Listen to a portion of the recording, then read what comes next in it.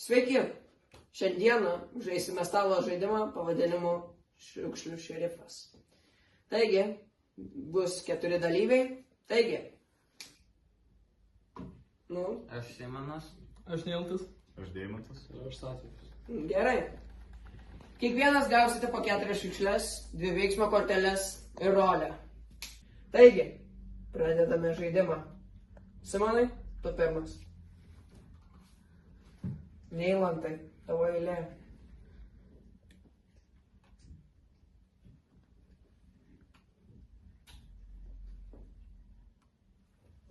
Gerai. Turite gal kokių įtarimų? Gerai. Neilantai. Deimantai. Ir Satvijau. Gerai. Praėjo jau 2 raundai. Kiekvienas apsiginsite ir tada vieną išmesime. Gerai, Simonai, tu pirmas. Kodėl tu nesi šiukšlintojas ir ką įtari?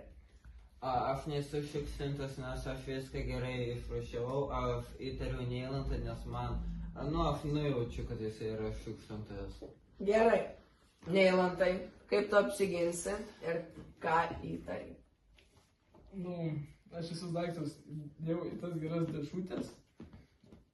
Gerai. Ir ką tu įtari?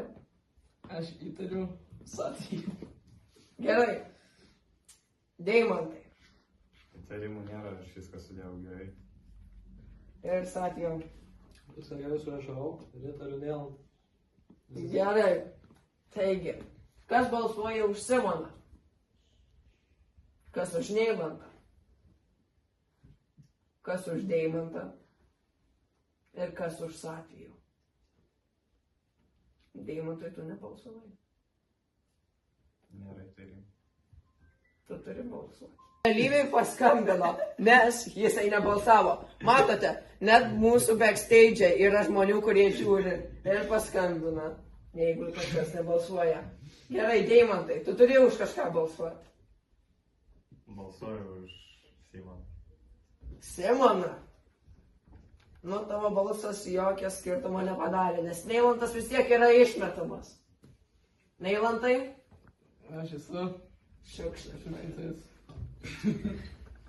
Taigi, Simonai ir Satvijau, jūs gerai pasirinkote. Sveikinu.